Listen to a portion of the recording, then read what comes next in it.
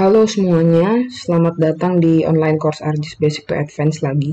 Karena ini sebenarnya pertemuan kedua. Sebelumnya udah ada online course juga yang ArcGIS Basic to Advanced, yang Geological Base Map. Di situ yang jadi pembicaranya adalah Bang Fikri dari angkatan 2017 Fakultas Teknik Geologi. Di video itu udah diajarin gimana caranya membuat peta dasar. Nah, buat pertemuan kali ini, kita akan membahas seputar peta geomorfologi. Mungkin buat kalian yang lagi menekuni bidang geoscience, udah nggak asing lagi lah ya dengar kata geomorfologi. Nah, sebelum kita mulai, mungkin saya mau perkenalan diri dulu. Nama saya Kelly, saya mahasiswi di Fakultas Teknik Geologi Unpad Angkatan 2018. Nah, tanpa basa-basi lagi, langsung aja kita lihat gimana sih cara buat si peta geomorfologi ini. Cekidot. Nah, langsung aja kita masuk ke langkah yang pertama. Langkah pertama yang harus kita lakukan adalah menginput data. Jadi nggak jauh beda sama pembuatan peta dasar. Pertama-tama itu kita harus input datanya dulu. Nah, data apa aja sih yang harus kita input? Yang pertama adalah data kafling. Data kafling kita atau daerah penelitian kita. Nah, di sini saya menggunakan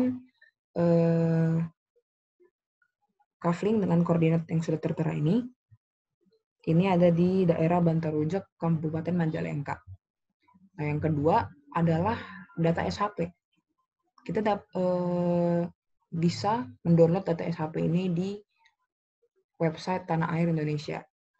Nah, di sini saya menggunakan 4 data SHP. Tentunya yang ada di Kabupaten Majalengka. Yang pertama ada kontur, yang kedua ada sungai, yang ketiga ada jalan, dan yang keempat ada administrasi desa.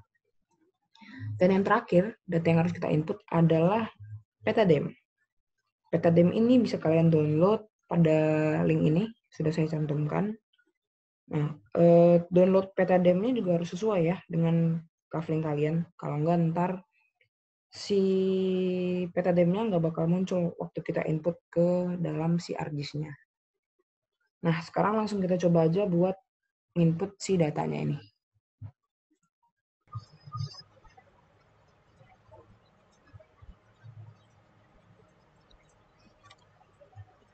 Yang pertama, klik katalog, lalu kita cari di mana data yang mau kita input itu disimpan. Nah, yang pertama sekarang saya akan memasukkan kaflingnya dulu. Masukkan kaflingnya, tinggal di drag, lalu kita masukkan data SHP. Jadi akan masukkan kontur, lalu jalan, kita drag, lalu kita masukkan administrasi desa. Oh, ini masukkan. Lalu yang terakhir sungai. Ini drag. Nah, selanjutnya kita akan memotong data-data SHP tadi sesuai dengan kafling kita.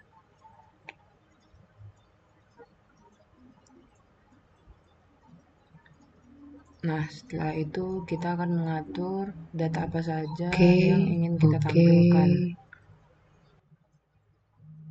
Yang pertama sungai, ke kategori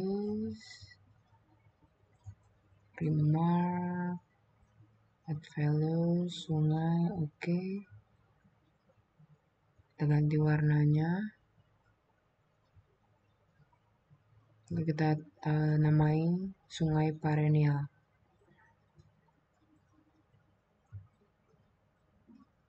Nah, yang selain itu kita ganti warnanya dulu. Jadi warna biru muda aja. Lalu kita atur ketebalannya.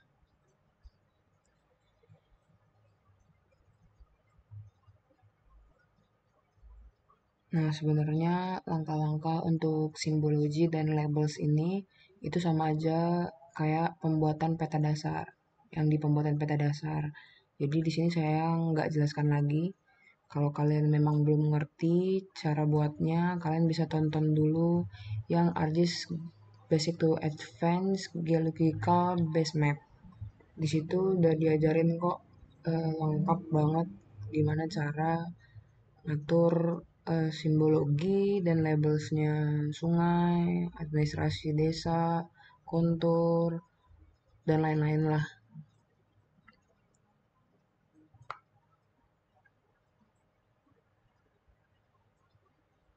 Sebenarnya ini tuh diatur biar enak aja ngelihatnya si petanya.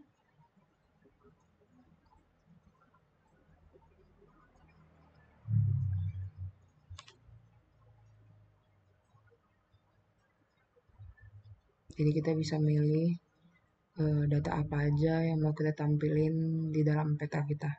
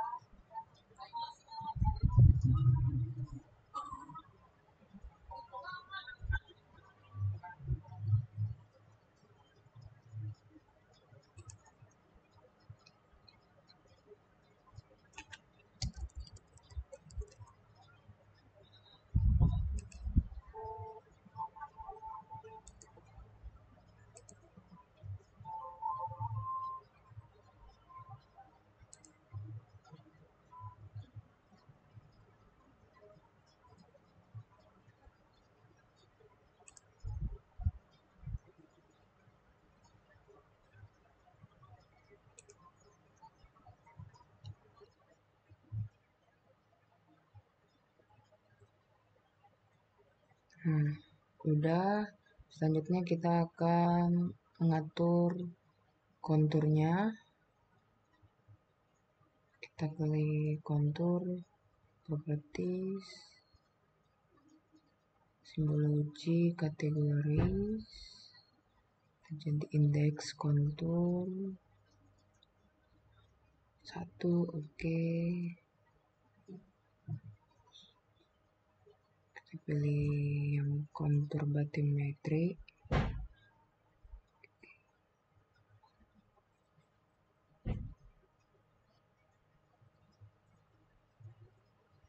Namanya abu-abu soalnya dia interval kontur.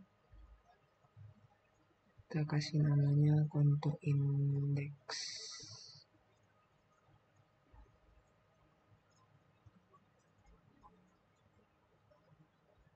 Nah, sisanya kita kasih nama kontur interval. Oke, selanjutnya kita ke labels. Kita pilih yang define, SQL query. Kita mau nampilin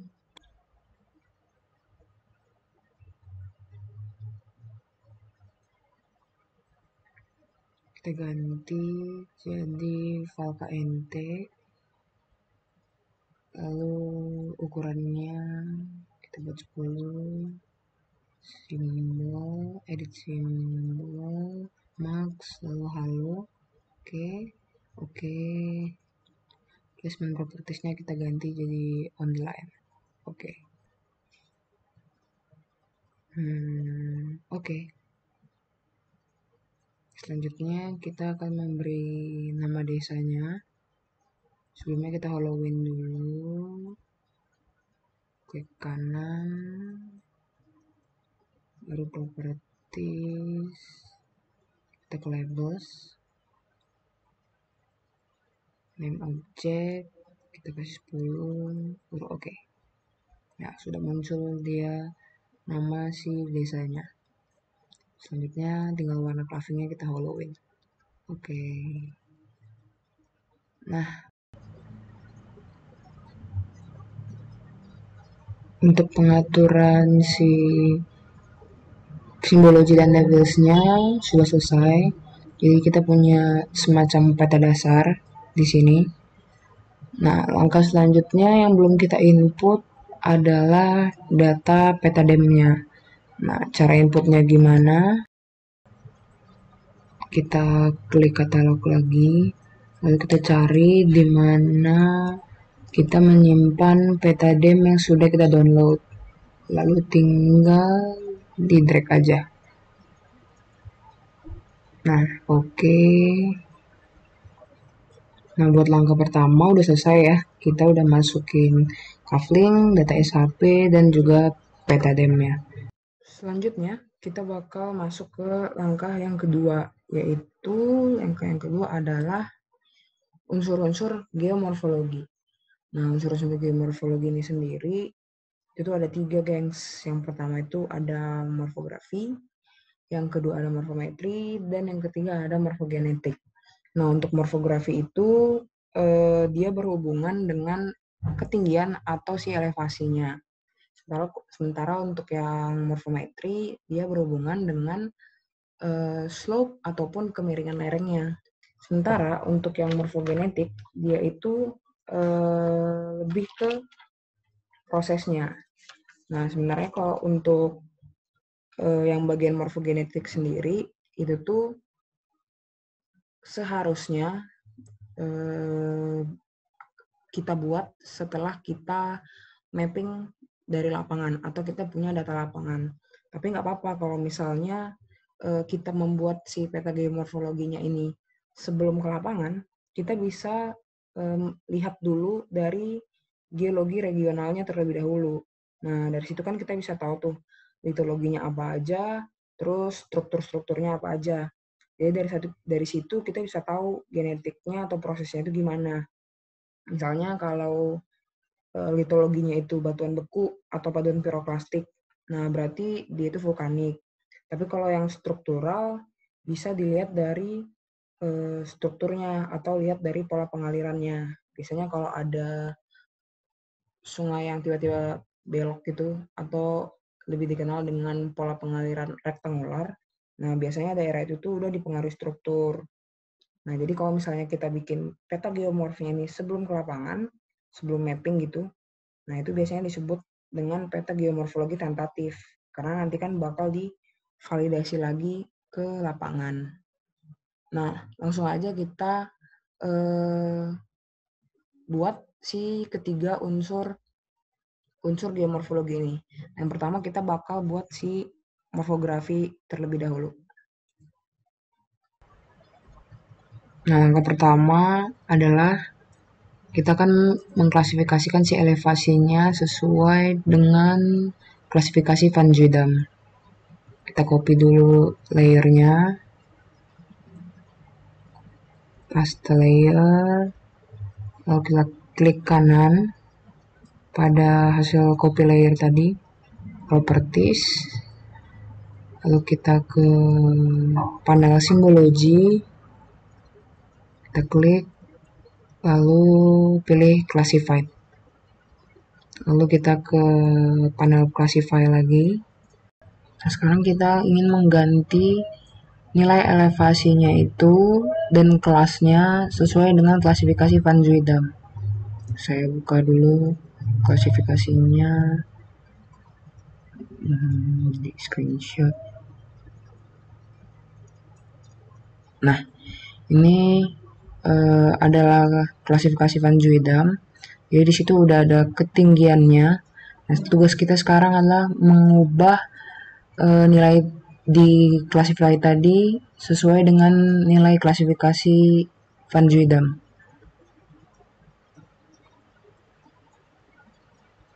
Kita ganti jadi 7.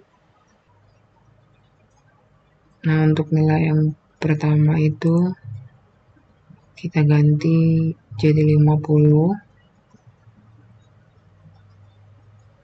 Lalu nilai yang kedua 100. Lalu nilai yang ketiga 200. Nilai yang keempat 500. Nilai yang kelima 1500. Nilai yang keenam 3000. Dan yang terakhir yang di atas 3000 kita buat 5000 aja. Baru setelah udah kita klik OK. Nah, sekarang kita ingin mengganti labelnya sesuai dengan si elevasinya. Jadi yang pertama itu 0 sampai 50, baru yang kedua 50 sampai 100,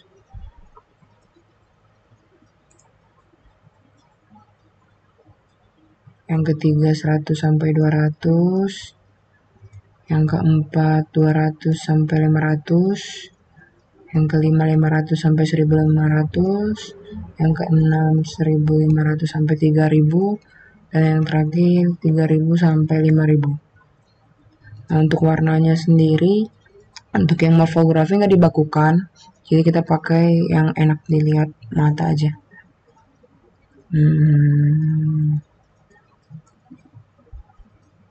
Ya, ini kali ya.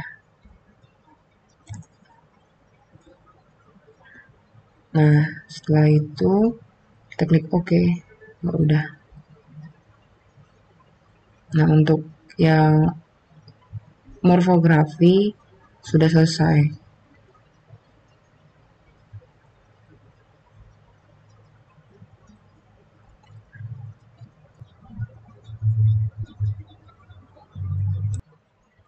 Ini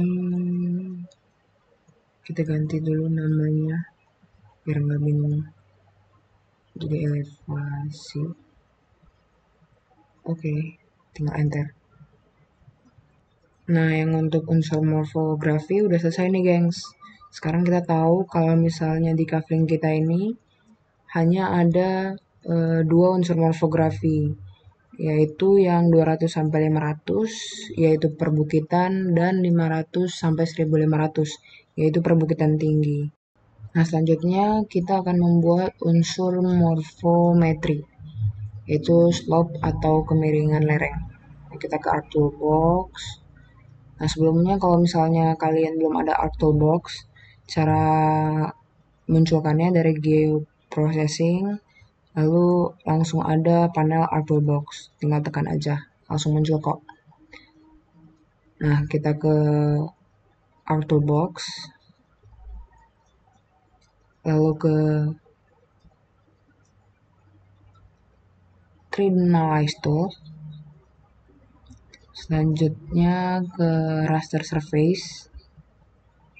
Nah, di situ ada slope, kita double klik.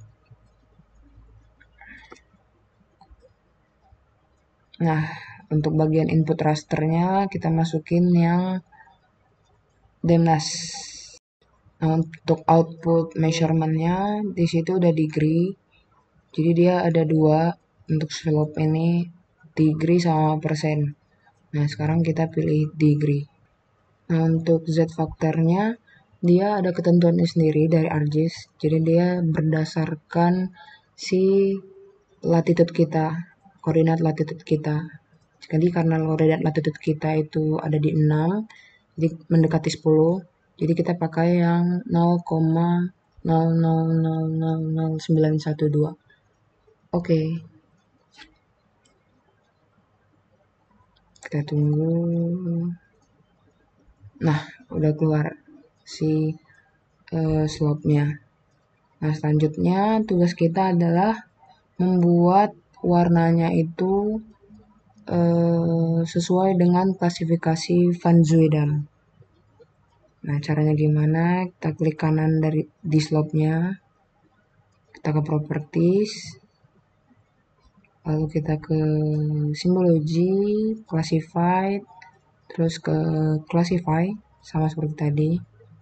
Nah, kita ubah kelasnya jadi 7 sesuai dengan klasifikasi slope si Van Zuydam. Nah, itu bisa kita lihat dia ada 7. Kita pilih yang derajat, kita masukin nilai yang derajat karena kita pilih tadi yang degree. Nah, kita masukin pertama tuh 2, 4,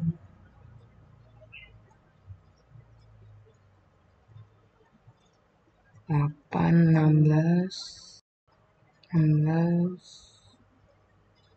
35, ini 55, lalu yang di atas 55 kita buat 90 aja. Nah, kalau udah semua kita klik OK. Nah, selanjutnya kita ingin mengganti labelnya sesuai dengan derajatnya. Kita taruh di sini 0 sampai 2.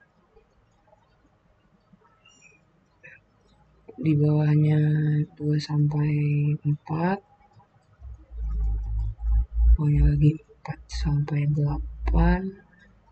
8 sampai 16. 16 sampai 35. 35 sampai 55. Dan yang terakhir kita buat di atas 55.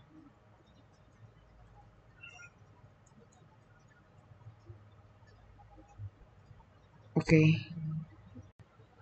Nah, kalau udah langsung kita klik aja oke. Oke.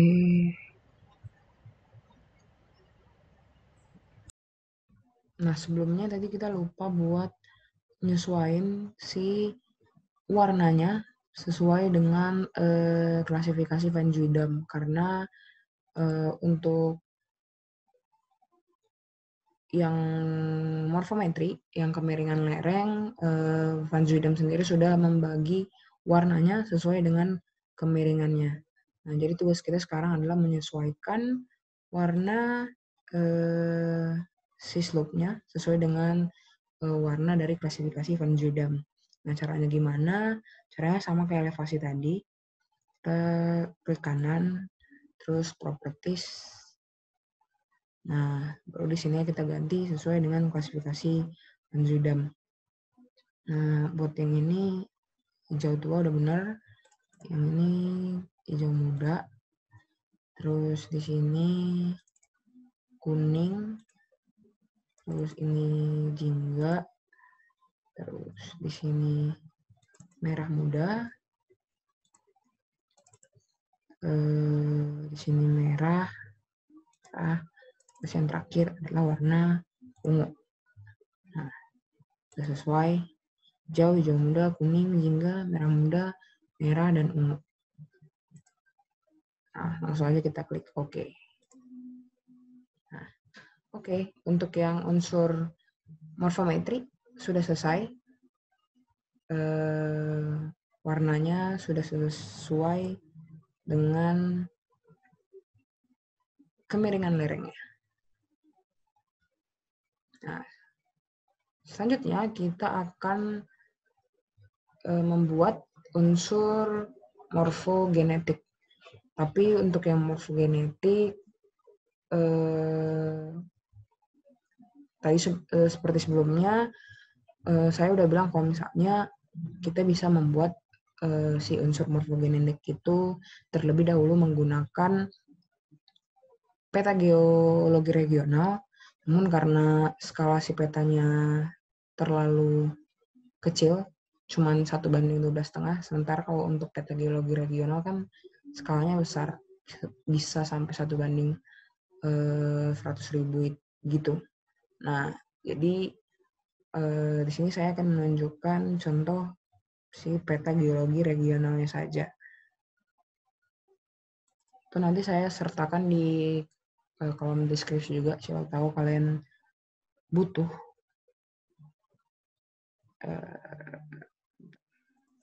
Jarak Jabar. Nah, untuk kafling yang sekarang ini kita gunakan itu terdapat pada lembar Arjawinangun. Jadi ini seperti ini contoh dari peta geologi regional. Jadi sudah ada silitologinya, bentuknya seperti formasi-formasi gini. Ada formasi Halang, formasi Cinambu, formasi Subang, dan lain-lain. Nah, jadi seperti itu untuk yang unsur morfogenetik. Misalnya tadi kalau misalnya skalanya lebih besar, kita bisa overlay supaya kita bisa tahu nih dia litologinya ada apa aja dan si strukturnya ada apa aja. Nah, itu fungsinya buat kita ke lapangan nanti. Jadi kita punya gambaran nih, daerah di kaveling kita yang bagian sini itu udah terpengaruh struktur, dan yang sini belum. Dan litologinya ada apa aja jenisnya di kaveling kita itu. Nah, untuk pembuatan peta sendiri, fungsi si morfogenetik ini apa? Fungsinya nanti untuk pembuatan si satuan geomorfologi. Kayak gitu. Nah, jadi dari 3 unsur geomorfologi ini kita udah punya semuanya. Kita udah buat si morfografinya, ketinggiannya, kita juga udah buat si kemiringan lerengnya yang morfometri, dan kita juga sudah tahu membuat morfogenetik. Nah, dengan demikian langkah kedua ini sudah selesai. Nah, selanjutnya kita akan masuk ke langkah yang ketiga, yaitu pembagian satuan geomorfologi. Jadi kita akan membagi si satuan geomorfologi ini berdasarkan 3 unsur geomorfologi yang udah kita buat sebelumnya, yaitu morfografi, morfometri, dan morfogenetik. Nah, langsung aja kita ke ArcGIS. Nah, jadi sebenarnya agar mempermudah kita dalam membuat peta, alangkah baiknya terlebih dahulu kita sudah melakukan analisis terhadap 3 unsur geomorfologi yang sebelumnya. Nah, di sini saya sudah ada tabel data geomorfologi dari peta yang akan kita buat. Nah, untuk mengisinya tadi itu seperti yang saya bilang, kita harus udah melakukan analisis terhadap unsur geomorfologi, morfografi, morfometri, dan juga morfogenetik, supaya kita bisa tahu satuan mana aja yang bisa kita gabungin untuk jadi satu satuan geomorfologi. Nah, di sini udah ada satuan geomorfologi, simbol warna, morfografi ada ketinggian, bentuk lahan, bentuk lembahan, pola pengaliran. Nah, untuk yang morfometri ada kemiringan. Kemiringan ini sebenarnya ada 2, ada yang derajat dan ada yang persen. Nah, terus ada kelasnya juga mengikuti si kemiringan lerengnya. Nah, selanjutnya ada morfogenetik. Morfogenetik itu ada eksogen, ada endogen, dan ada litologinya. Nah, kalau ketinggian tadi kan udah ya dari morfografi, dari elevasi yang udah kita buat. Nah, kalau untuk bentuk lahan sendiri, itu nentuinnya sesuai sih ketinggiannya. Jadi kalau misalnya ketinggiannya 500 sampai 650, dia masuk ke perbukitan tinggi. Sementara kalau dia 300 sampai 500, dia masuk ke perbukitan. Kalau misalnya dia 450 sampai 550, dia masuk ke perbukitan tinggi juga. Karena udah di atas 500 kan. Sesuai aja sama klasifikasinya si Van Zuydam itu.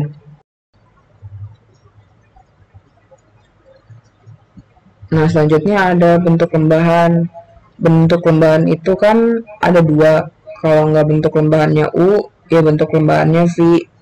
Nah, cara ngebedain U sama V itu biasanya kalau yang U itu dia lebih renggang si konturnya. Soalnya dia erosinya itu lateral, jadi lebih luas gitu. Kalau si V itu erosinya vertikal, makanya dia pasti rapat-rapat. Nah, bentuk lembahan itu setiap satu satuan geomorfologi nggak mesti cuman satu, bisa dua juga. Jadi kalau misalnya pada satu satuan geomorfologi itu ada dua bentuk lembahan, ya udah tulis aja U strip V gitu. Jadi nandain kalau di satu satuan geomorfologi itu ada dua bentuk lembahan. Nah, selanjutnya ada pola pengaliran. Pola pengaliran itu bisa kita analisis langsung dari si petanya. Nah, tapi case-nya kan kadang suka nggak kelihatan kalau misalnya si skala petanya kecil. Nah, kalau misalnya kayak gitu, kita buat aja peta lagi yang skalanya lebih besar supaya bisa kelihatan si pola pengalirannya. Nah, kayak gitu. Nah, untuk pola pengaliran di sini ada tiga, paralel sampai rektangular, dendritik, sama radial. Sebenarnya untuk pola pengaliran ini ada banyak, kalian bisa searching aja di Google. Kalau nggak salah itu ada 8. Kita coba searching biar kalian tahu. Terus searching bentuk pola pengaliran. Ada bentuk cinta, tapi jangan diklik. Yang diklik bentuk pola pengaliran.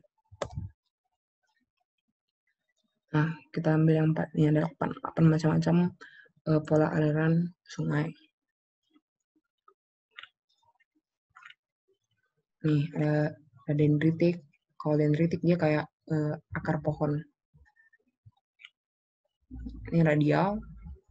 Lalu ada rektangular. Kalau rektangular nih, dia sungai suka tiba-tiba belok gitu. Karena dia dipengaruhi oleh struktur. Nah, suka tiba-tiba belok. Dan trellis, radial sentripetal, anular, paralel, dan sentrifugal. Kayak gitu. Buat jenis-jenis pola pengaliran atau bentuk-bentuk pola pengaliran.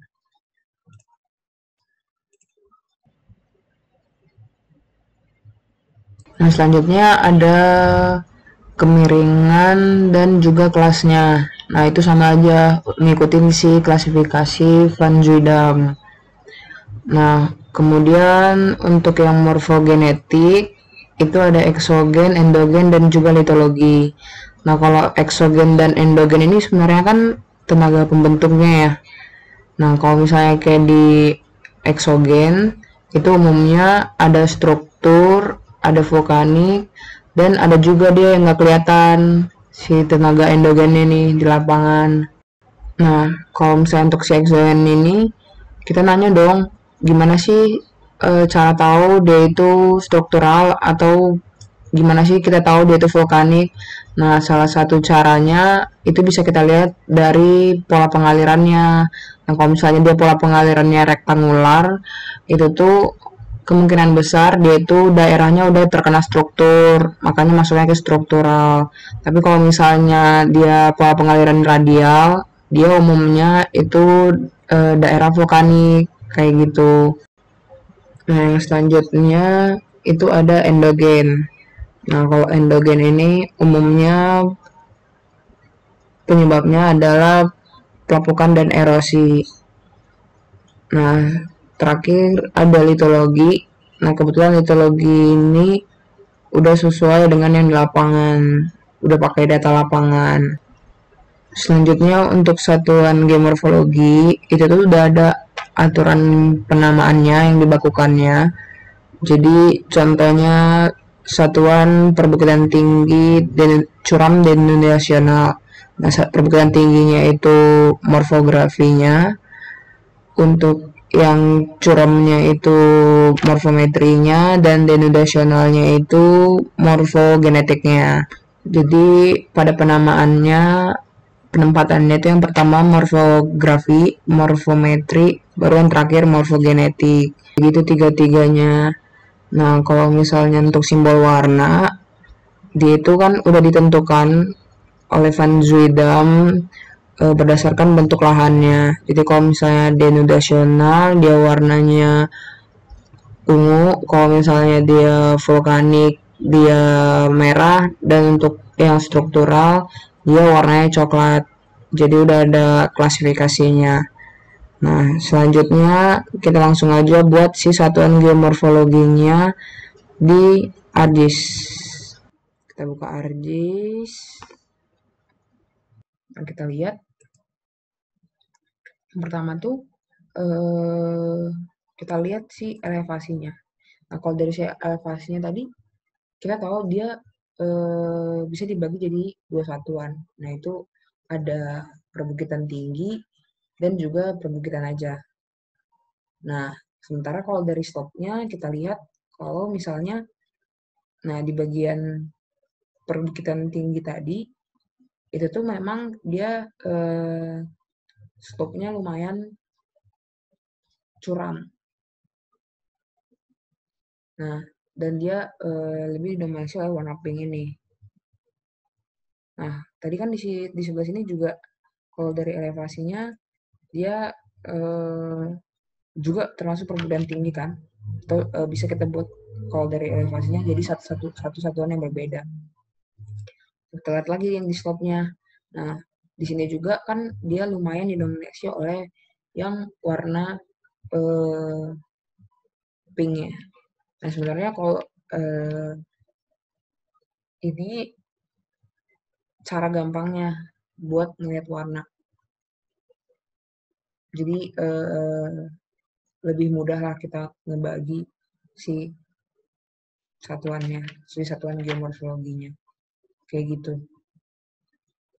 Jadi sekarang kita mau ngebagi aja langsung si satuan geomorfologinya yang daerah yang di sini.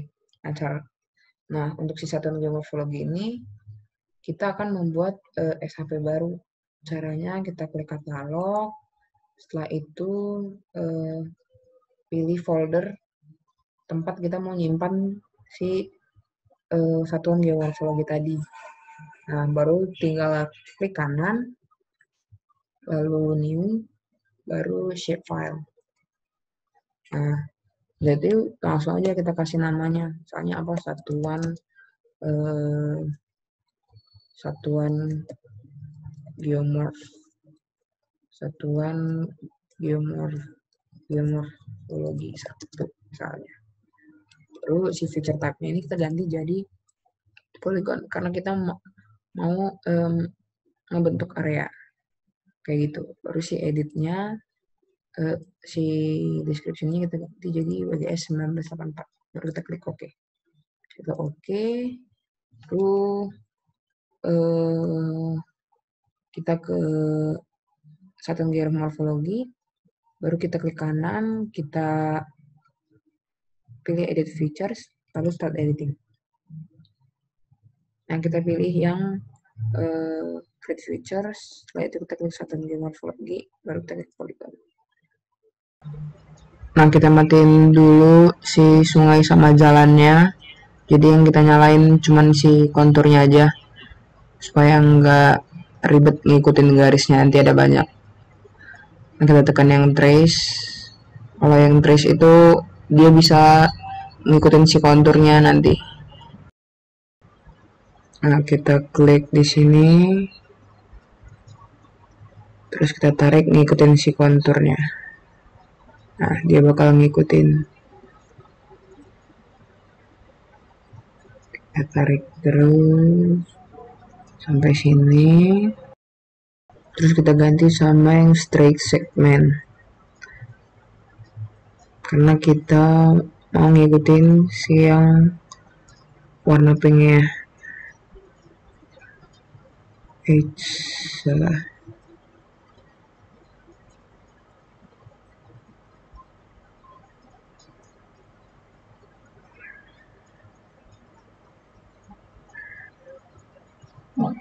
Nah, kita titikin terus, ngikutin sampai warna pinknya sampai di ujung.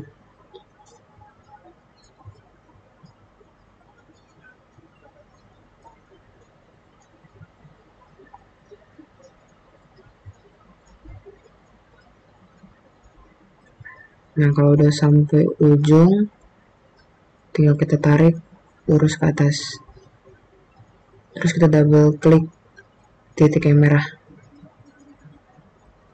Nah, oke, udah jadi satuan geomorfologi yang pertama. Nah, kita save edit dulu, baru editor, stop editing. Nah, Kita asumsikan aja kalau satuan geomorfologi yang ini itu dia perbukitan tinggi curam struktural. Nah, tinggal kita kasih warnanya jadi warna ungu kalau di klasifikasi Van Zuidam. Nah, oke. Satuan geomorfologi yang pertama udah selesai. Selanjutnya kita buat satuan geomorfologi yang kedua. Caranya sama kayak tadi. Kita ke katalog, baru ke satuan geomorfologi, new shapefile, lalu kita kasih namanya satuan geomorfologi 2.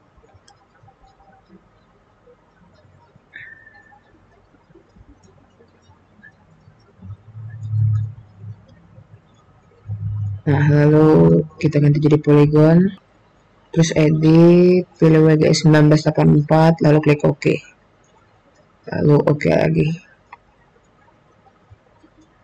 Kemudian kita klik kanan, edit features, lalu start editing. Kita create features, satuan geomorfologi 2, lalu poligon. Pilih yang trace. Kita perbesar supaya lebih jelas. Klik,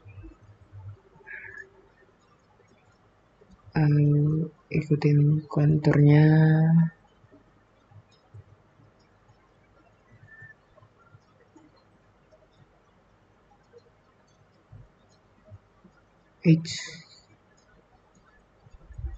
Kita zoom to layer dulu di kafling ya. Zoom to layer. Nah, terus kita ikutin lagi.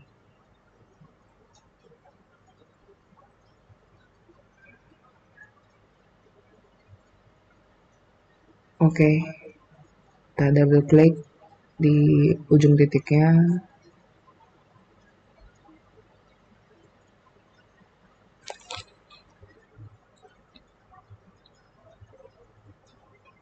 Kita klik save edit, lalu editor, stop editing. Nah, untuk satuan geomorfologi yang kedua udah jadi, tinggal kita ganti warnanya jadi warna merah sesuai dengan klasifikasi Van Zuidam juga.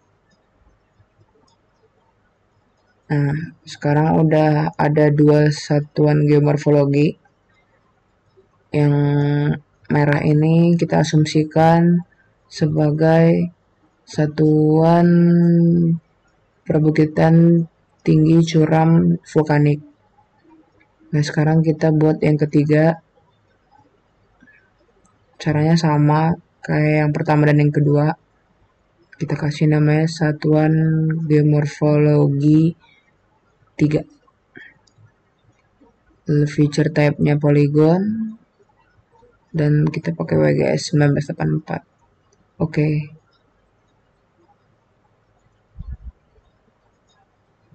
Start editing.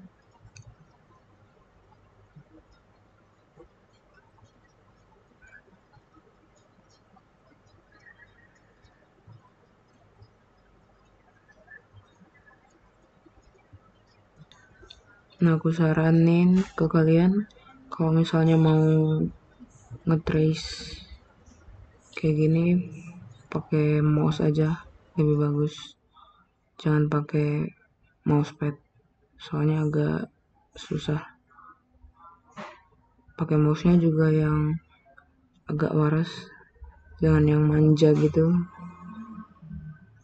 Soalnya yang kayak keset-keset gitu juga susah buat ngetrace.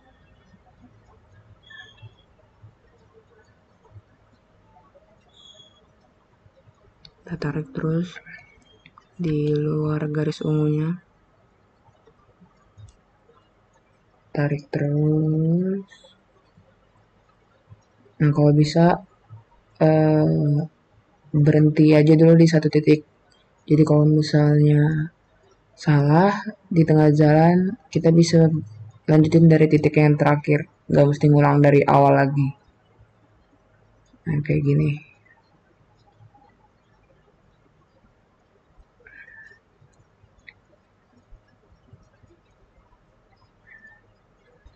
Nah, kita titikin lagi.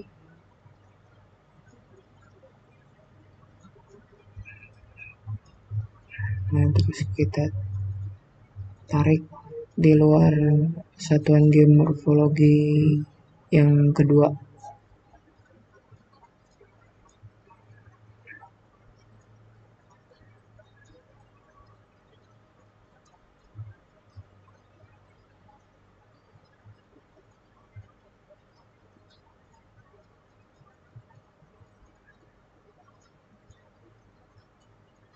Nah, kalau udah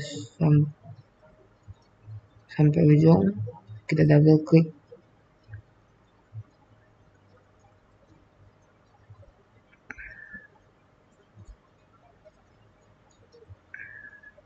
Terus kita ke editor, save edits, lalu editor, stop editing. Nah, kita kasih warna coklat sesuai dengan warna satuan geomorfologinya. Nah, kita asumsikan kalau dia itu denotasional.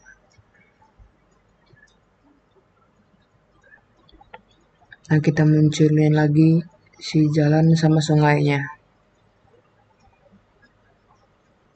Nah, untuk si pembagian satuan geomorfologinya ini udah selesai. Ada 3 pembagian satuan geomorfologi. Nah, kita cek lagi yang di tabel. Nah, udah pas ya, ada warna ungu, coklat, dan merah. Dengan kata lain, satuan geomorfologinya ada yang denotasional, ada yang struktural, dan ada yang vulkanik. Nah, kalau misalnya kita lihat di kemiringan lerengnya, itu kan ada yang 0 sampai 30. Nah, itu kan kalau di klasifikasi Van Zuidam, kita lihat jauh banget ya, kalau dari 0 sampai 30%. Nah, itu tuh kenapa bisa kayak gitu? Karena tadi kan yang di bagian daerah landai denotasional, dia itu warnanya beragam ya, hampir merata gitu. Ada hijau muda, ada hijau, ada kuning, ada jingga, dan ada yang merah muda juga. Nah, makanya dibuat range-nya 0 sampai 30 kayak gitu. Datar sampai curam. Nah, untuk penamaannya kan pasti terganggu juga. Kenapa di situ dipilihnya landai? Karena warna yang mendominasi di situ adalah warna kuning. Nah, jadi dipilihnya landai dalam penamaannya kayak gitu. Oke, udah sesuai. Untuk langkah ketiga berarti udah selesai. Nah, selanjutnya kita akan masuk ke langkah yang keempat. Langkah yang keempat adalah layouting. Layouting ini berhubungan dengan penampilan si peta kita agar terlihat lebih menarik dan enak dilihat gitu. Jadi langsung aja kita buat. Kita fixin dulu sih skalanya supaya nanti pas layouting si skala petanya nggak berubah-berubah. Jadi kita ke view, lalu data properties, automaticnya kita ganti jadi v-scale. Nah, kita buat jadi 1:12.500. Lalu klik OK. Nah, setelah itu kalau kita mau mulai layouting, kita ganti si data view ke layout view. Nah, kita klik di sini.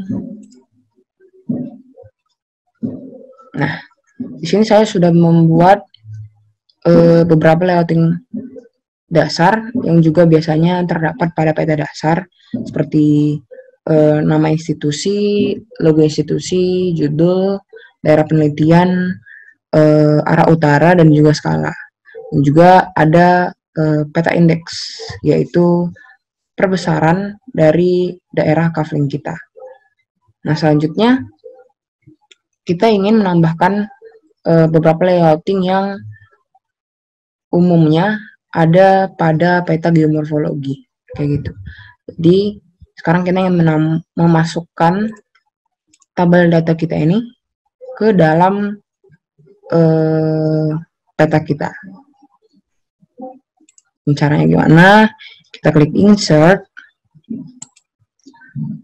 lalu kita ke objek,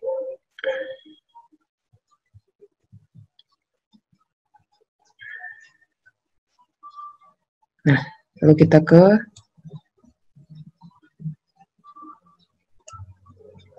open document spreadsheet, lalu oke. Nah, lalu kita kopikan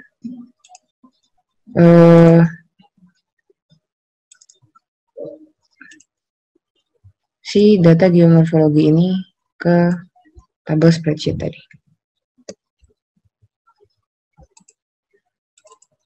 Kita double klik, lalu kita klik paste.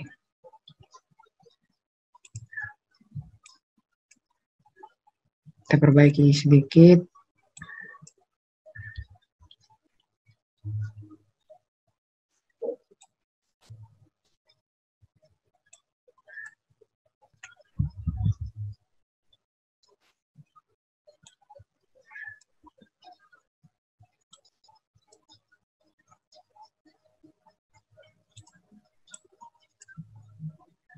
Kita kecilin aja ukurannya jadi 7.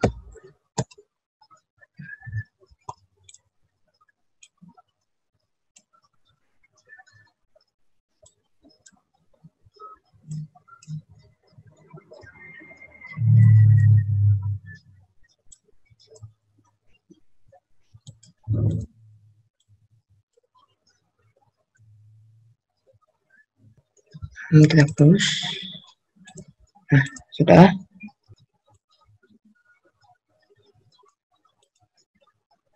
Nah, ini kenapa terpotong? Karena dia kalau kita jauhin kayak gini, gambarnya sedikit pecah.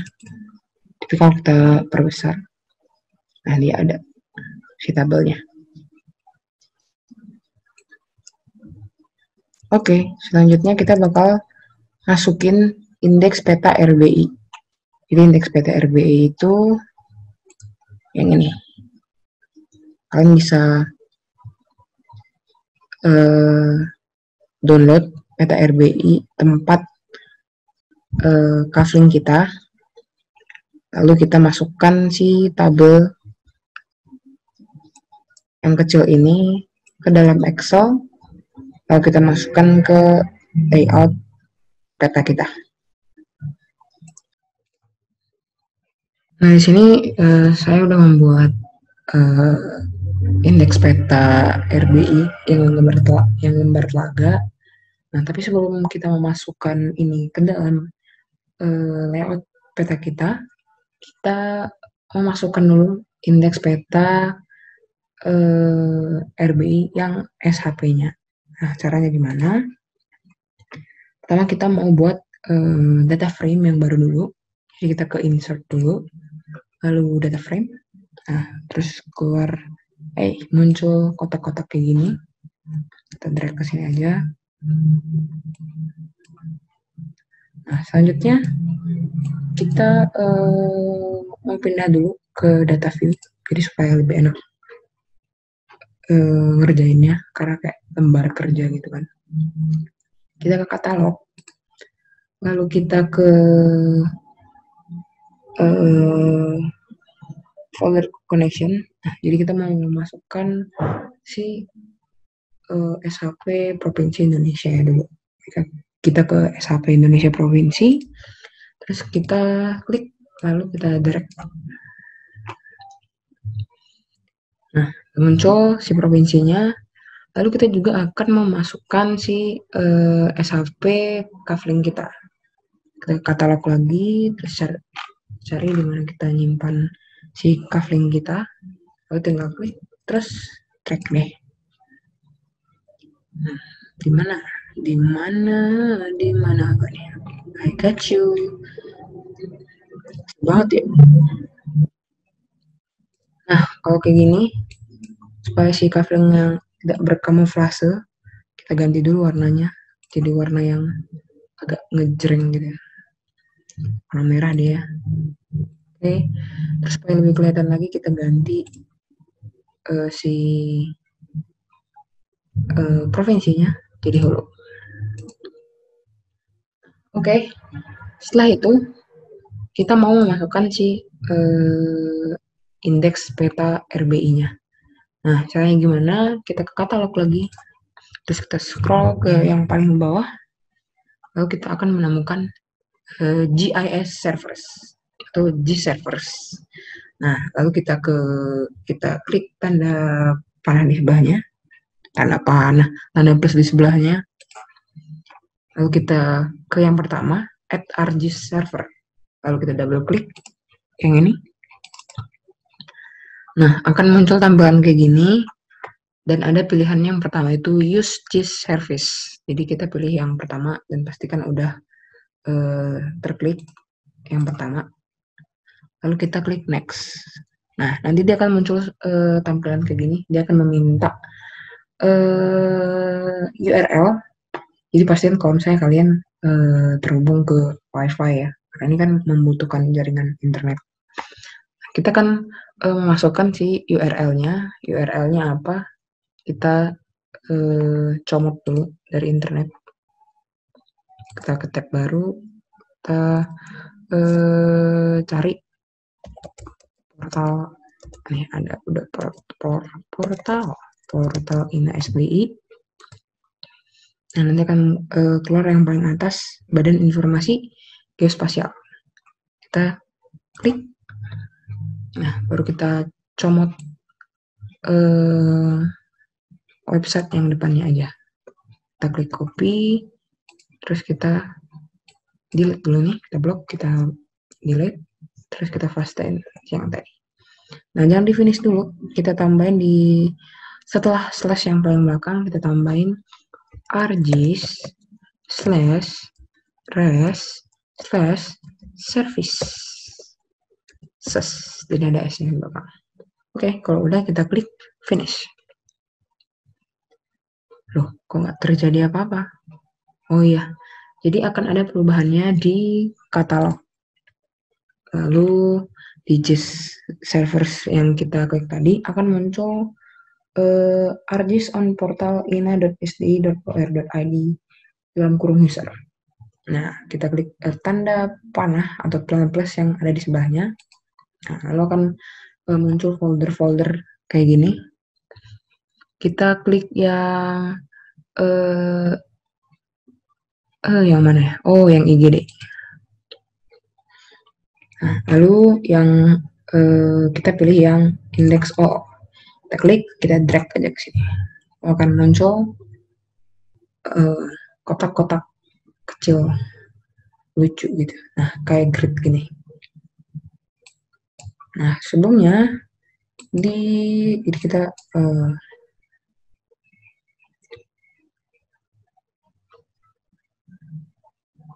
iya, udah muncul lagi. Kita zoom to layer dulu di bagian yang provinsinya supaya kelihatan tampilannya gimana. Nah, tampilannya kayak gini. Tapi kalau kita lihat lebih dekat,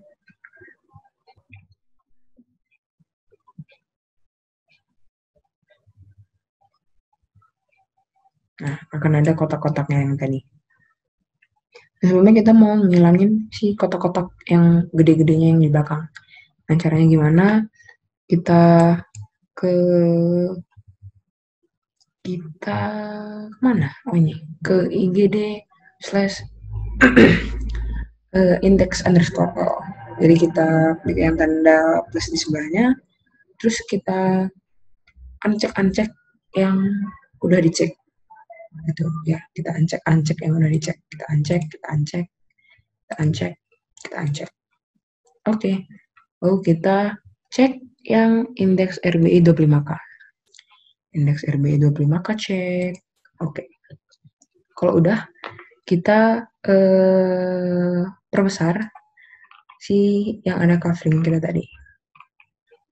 Nah, oke, jadi ini udah sesuai sama yang si peta RBI kita yang tadi, yang lembar telaga. Kita zoom dulu, zoom lagi. Nah, jadi ada 9 kotak, dan karena covering kita letaknya di tengah, jadi kita bisa simpulkan kalau misalnya yang ini tuh adalah lembar telaga, yang ini kuningan, yang ini bantar rujak. Tapi kalau misalnya kita mau mastiin lagi, kita bisa masukin si nomor-nomor peta RBI-nya. Cara gimana? Kita ke katalog, terus kita ke indeks, lalu kita akan menemukan indeks RBI 25K. Kita klik, terus kita drag. Nah, akan muncul dia nomor-nomornya kayak gini.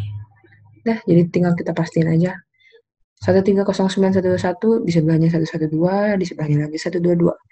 Kita pastikan 121, di sebelahnya 122, di sebelahnya lagi 112. Oke, berarti benar.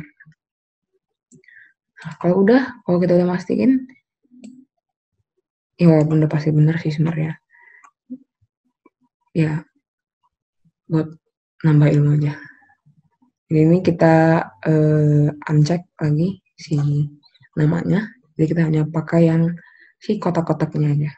Nah, kalau udah, kita balik lagi ke layout view. Nah, jadi kita mau menyesuaikan si kotak-kotaknya itu ke si kotak data frame kita. Ini kita sesuaikan dulu sama yang kita mau. Selebar apa gitu. Terus kita zoom lagi, kita zoom lagi. Terus kita sesuaiin pakai yang tanda tangan. Kok tanda tangan? Gambar tangan, tanda tangan.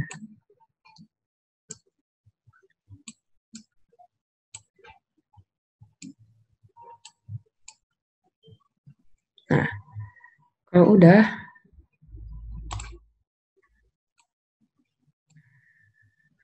udah, kita akan memasukkan si peta indeks RBI kita ini yang udah kita pindahin ke Excel. Itu kan caranya gimana? Cara sama kayak yang kita masukin si tabel unsur geomorfologi ini. Kita ke insert, terus kita ke objek, terus kita tunggu sampai panelnya keluar. Nah, lalu kita scroll ke bawah, kita klik open document spreadsheet. Nah, lalu kita klik OK. Lalu dia akan muncul seperti ini. Kita tinggal copy aja. Kita box, kita copy, kita paste. Kita klik Ctrl V. Nah, jelek banget tampilannya. Kita perbaikin dulu. Buat jadi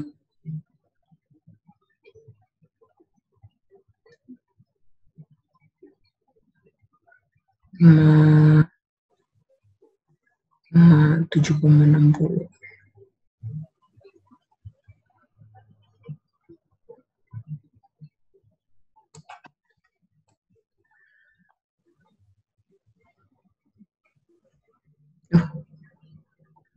Susah banget sih nyesuaiin timnya 7,60 aja. 57,60. Ininya 9,11, 9,11, 9,11. Kita back. Udah jadi. Loh, kok mau keluar lagi? Kita close.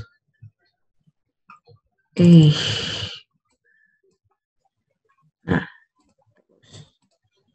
gitu geng, kadang-kadang ini suka error sendiri.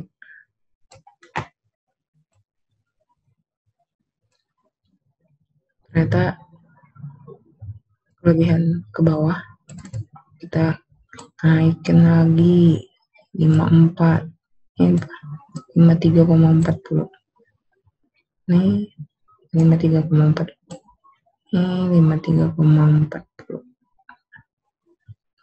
Ya, ternyata dari yang dipikirkan, jadi tertantang. Oke, kita back lagi guys, kita close. Nah, akhirnya sudah pas, udah sesuai dengan kotak yang di luar. Kita hilangin si warna ungu ini, jadi karena udah pas. Nah, jadi dia tinggal warna putihnya aja. Kalau udah mau kita remove juga boleh, karena udah nggak kita pakai lagi kan, kita hanya mau nyesuaiin si kotaknya. Nah, selanjutnya kita ingin membuat peta morfometrinya dan peta morfografinya ke dalam layout peta kita. Nah, caranya gimana?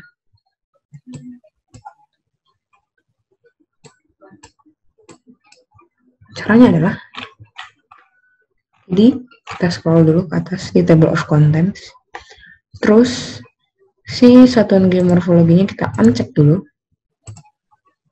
Terus pertama kita ingin memasukkan yang morfografi, jadi si slope-nya kita matiin dulu, maksudnya kita uncheck, bukan kita matikan. Lalu kalau udah kayak gini, kita tinggal klik di peta utamanya ini.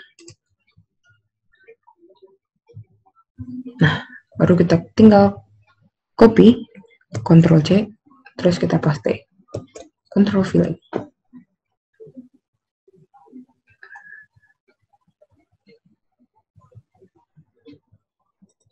Ini belum loading, apa belum ketekan sih?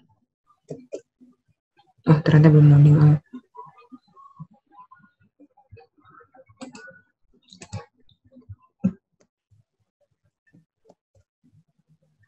Oh, ternyata belum ketekan. Oke, udah. Terus kita, nah kalau misalnya kita mau ngecilin si petanya ini, kita kecilin misalnya, nah dia bakal kepotong gengs. Kita bisa lihat nih, ini kan cuman muncungnya doang di depan. Kalau ini kan dia lebih panjang ke belakang. Nah, caranya gimana supaya dia nggak kepotong? Ini kita gedein dulu. Kegedean kayaknya. Kegedean kamu. Nah, caranya adalah kita kecilin lagi si skalanya. Lebih kecil, supaya kalau misalnya kita kecilin, kita kecilin ukurannya, dia nggak potong. Nah, caranya tinggal kita klik si petanya, terus kita klik kanan, kita klik properties, lalu di bagian data frame, tadi kan kita fixin di scale-nya itu 1:12,5. Nah, kita kecilin jadi 1:, berapa ya? 1:30.000 misalnya. Oke. Nah, dia udah lebih kecil. Nah, kalau udah lebih kecil, tinggal kita kecilin aja ukurannya.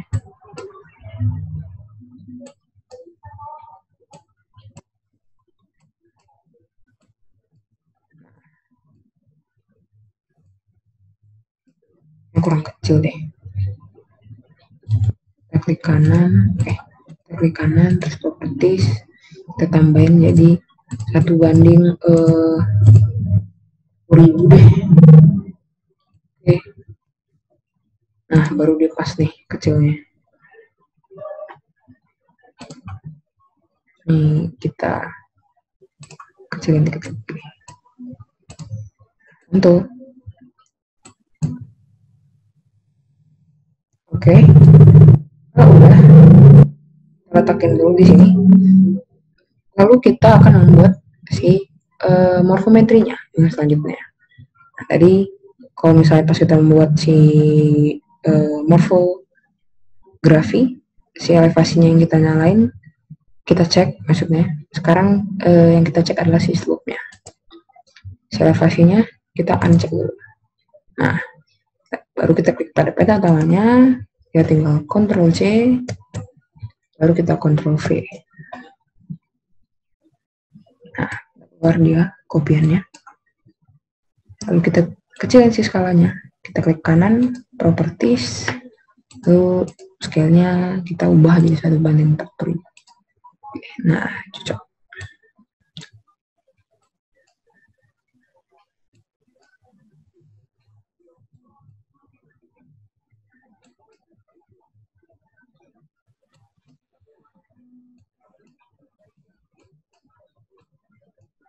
Oke, kita geser ke sebelah sini.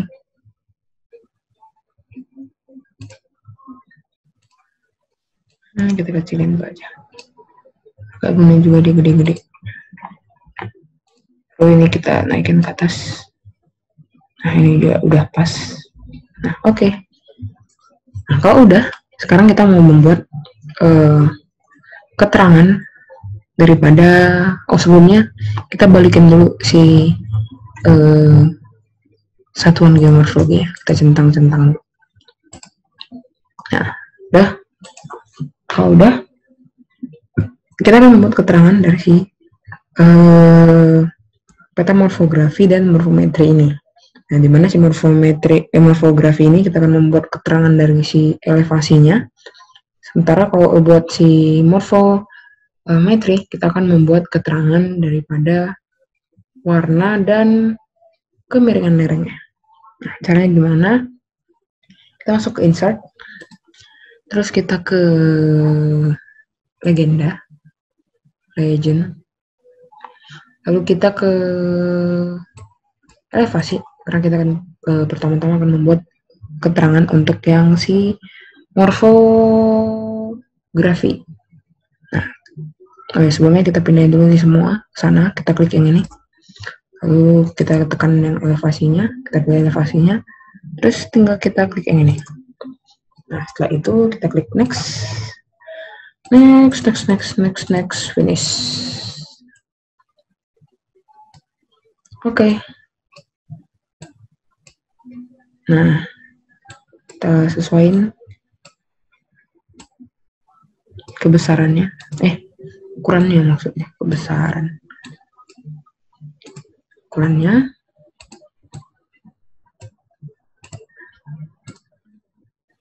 Kanan, kita convert to graphics dulu, jadi supaya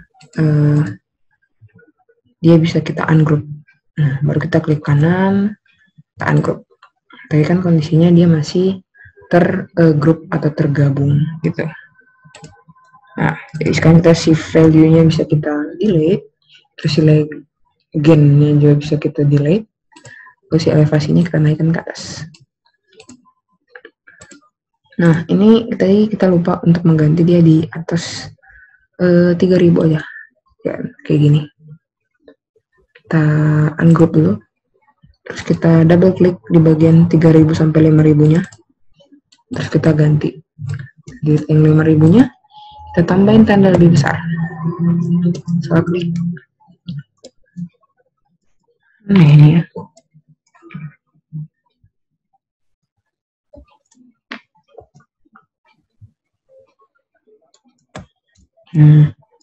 Agak keset guys, lebih besar dari 3000. Setelah itu kita klik OK. Nah, kalau udah kita grup lagi, kita tekan shift biar cepet. Lalu kita klik kanan, kita grup. Nah, jadi ya tinggal enak angkatnya ke atas. elevasinya ukurannya kita gedein aja jadi 12 gitu misalnya. Nah, biar kelihatan jelas. Nah, selanjutnya kita akan membuat keterangan kemiringan lereng dan juga warnanya dari si peta morfometri. Caranya sama kayak tadi, kita ke insert, terus kita ke legend, terus yang slope ini kita kesanain dulu semuanya, kita pindahin. Terus si slope-nya kita masukin ke legend items. Kita klik next, finish. Loh, kok nggak muncul? Kok si legendnya aja yang muncul, Pak? Oh, kita delete dulu semuanya. Jadi ini tuh layer yang peta utama, sementara yang akan kita masukin keterangan adalah peta yang ini. Jadi percuma kalau misalnya si elevasi yang ini yang kita uncheck, si slope-nya yang kita uncheck. Yang harusnya kita uncheck adalah kita tekan yang ini, lalu kita ke layer yang bawah. Nah, yang ini. Baru kita si slope-nya kita matiin.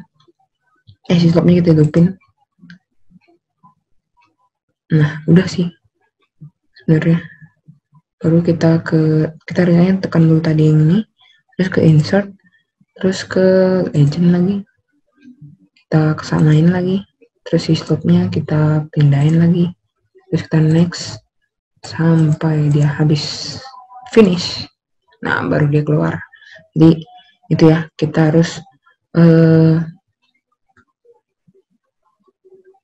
menekan terlebih dahulu peta mana yang ingin kita beri keterangan gitu. Kalau nggak, dia nggak bakal keluar. Nah, lanjut kita kecilin dulu ukurannya. Lalu langkah pertama adalah kita klik kanan, convert to graphics, lalu setelah itu kita ungroup. Nah, si value-nya kita matiin, terus si legend-nya juga kita matiin. Nah, si stop-nya kita ganti jadi kemiringan lereng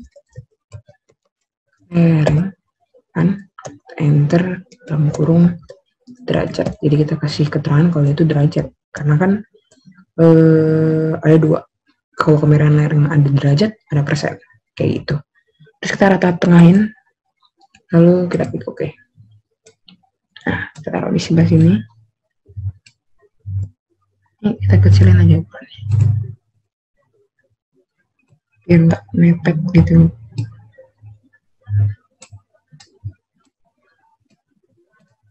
Nah, baru yang ininya kita grup lagi, guys. Kanan, klik kanan, grup. Nah, baru kita sesuaiin dia di mana. Oke. Ini kayaknya terlalu ke atas, nggak simetris, nggak cantik gitu kalau dilihat.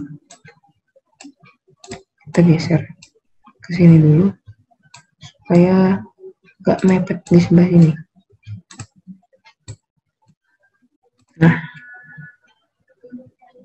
Nah, kalau udah, terakhir kita akan membuat legenda. Nah, caranya gimana? Caranya kayak membuat legenda dari peta dasar, atau sama juga kayak kita membuat keterangan ini. Kita klik insert, lalu kita ke legend, lalu kita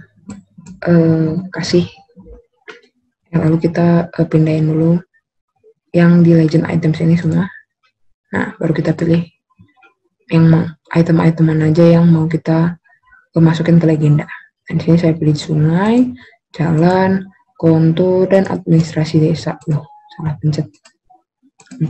Terus tekan CTRL, kita pilih administrasi desa. Terus kita ke sanain. Nah, kalau udah, kenapa satuan geomorfologinya nggak ikut? Karena udah ada penjelasannya di sini tadi, yang ini. Jadi nggak usah lagi kita masukin ke legenda karena berhubung space-nya juga. lumayan kecil yang tersisa. Lalu kita klik next. Nah, ini kita ganti jadi legenda. Terus kita klik next, next, finish. Oke, dia akan keluar segini gede. Nah, kalau kita lihat kan banyak yang nyemak ya, ada remark, jalan. Nah, kita hilangin dulu yang itunya. Kita klik kanan, kita properties, lalu kita double klik di Sungai LN.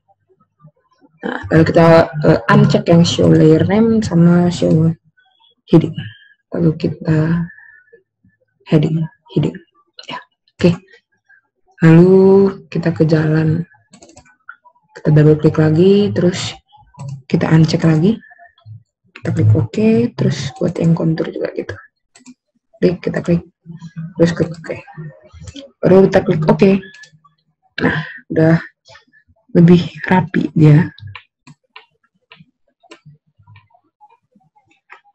Nah, karena ini administrasi desa AR22 maka masih kayak gitu tulisannya, kita mau ganti aja jadi kita klik properties dulu. Kita klik kanan, terus kita ke convert to graphics, baru kita klik kanan lagi, kita ungroup. Nah, untuk yang ini kita klik kanan lagi, terus kita ungroup. Nah, kita klik yang administrasi, desa underscore AR, kita double klik, terus kita ganti aja jadi nama desa biar lebih gampang buat dipahamin. Terus kita kasih teks lagi di dalam kotak ini, kita insert, terus kita ke teks. Nah, ini dia keluar kecil. Aduh. Nah, kita double klik, misalnya Cinambo, terus ukurannya 5 aja, 4 yang nggak bisa ternyata di sini guys, kita okein dulu aja, baru kita kecilin di sini jadi 5 gitu. Nah, baru kita masukin ke dalam si kotak ini.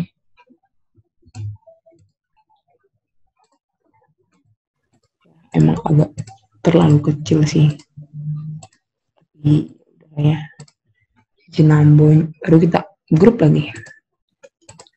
Jadi kalau misalnya kita nanti mau ngatur-ngaturnya atau mau mindah-mindahin ya, gampang.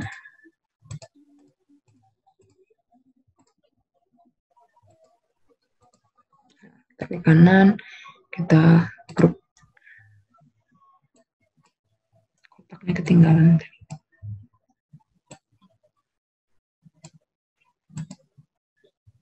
Ini kita gedein dulu aja ukurannya, jadi 10. Kegedean ternyata. Jadi 9033 kegedean juga. Emang udah paling pas. Enggak kali ya. Coba kita geser. Oh iya, nggak geser deh. Ya udah. Ikut kita geser aja. Kita unduh aja. Ini ya udah sih. Tadi juga udah sesuai kan yang ini. Nah, masuk deh ke sini.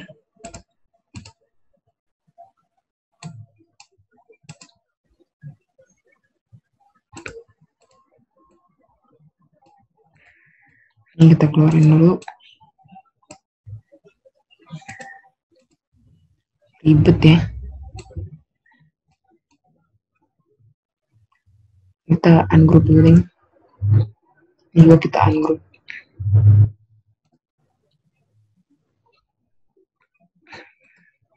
Ini nama desanya kita kesini aja, nggak apa-apa, masih simetris. Ini kita kurangin jadi 7. Nah, terus di kotaknya kita gedein, kita pindahin ke sini.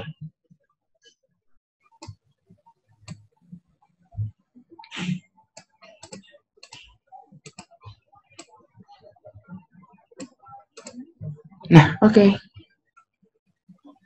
Paling untuk langkah terakhir supaya petanya lebih terlihat indah gitu ya.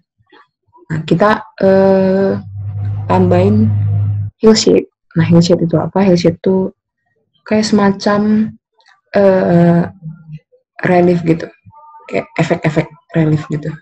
Jadi jadi cara nambahinnya gimana? Cara nambahinnya kita ke Art Toolbox. Nah, terus kita udah ada Art Toolbox. Terus kita sebenarnya awalnya gini ya. Nih, yang kita close dulu biar kalian tahu gambar pertamanya. Nah, awalnya gini, terus kita ke 3D Analyze Tool, lalu kita ke Raster Surface, lalu ke Hillshade. Nah, di sini ada Hillshade. Kalian double klik di Hillshade. Nah, dia akan minta input raster.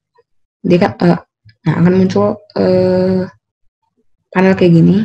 Nah, untuk input rasternya, masukin yang si Demas.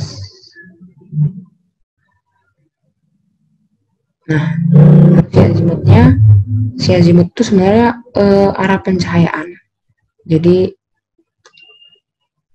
sebenarnya kalau menentuin kita mau taruh berapa derajat di sini untuk arah pencahayaannya, sebenarnya kita bisa lihat dari si konturnya. Nah, di sini saya akan isikan 45.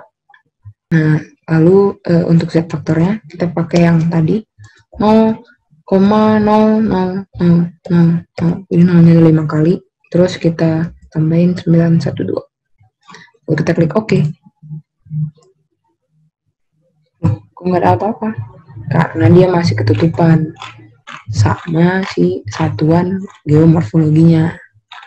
Kalau kita ancek,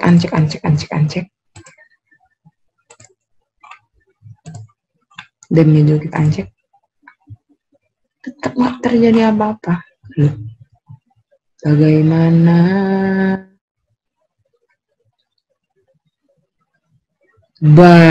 Baru keluar guys. Jadi tadi masih loading ya. Nah, dia bentuk kayak reliefnya itu kayak gini. Nah, biar dia nggak ketutupan sama si satuan geomorfologinya. Nah, kok kayak gini kan percuma ya kita tambahin hillshade. Nah, kita atur si transparansi daripada si satuan geomorfologi ini. Nah, caranya gimana? Nih, dari mulai yang ketiga ya. Kita klik, terus kita klik kanan. Terus kita ke properties. Nah, transparannya yang awalnya 0, kita ke menu display dulu. Kalau misalnya tadi kalian awalnya yang keluar to fields, kita ke panel yang display, terus kita pada bagian transparannya kita kasih misalnya 25%. Oke. Nah, dia akan overlay jadinya. Nah, selanjutnya untuk yang kedua sama kayak tadi, kita atur juga transparannya. Kita buat 25 aja semuanya biar rata. Kayak gitu. Administrasi desa. Mana sih? Oh, ini. Seperti terus 25%. Terus kita klik OK. Nah, oke.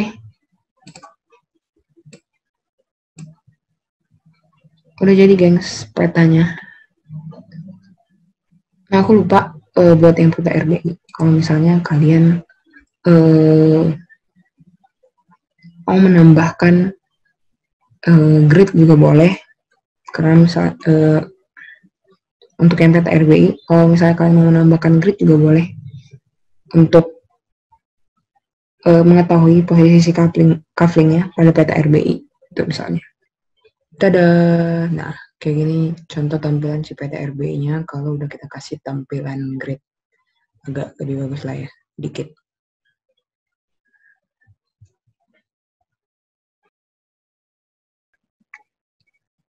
Nah, untuk si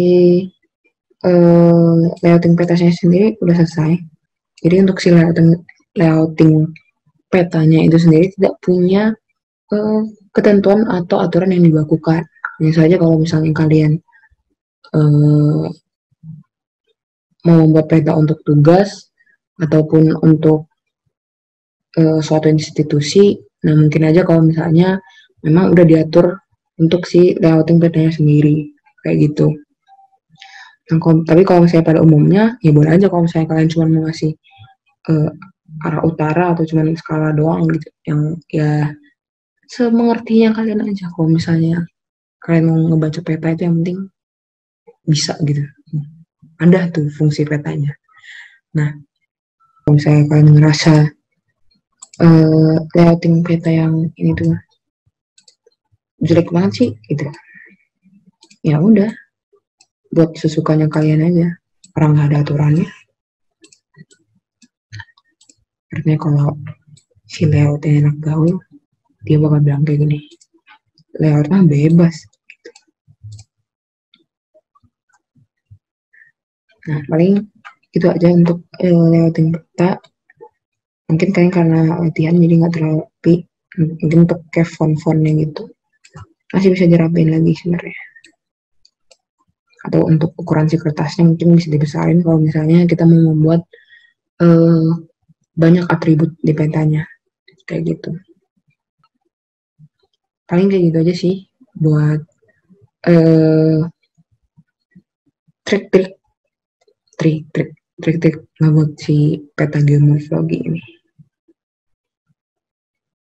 Nah, gue dapat membantu kalian yang masih bingung dalam membuat peta geomorfologi.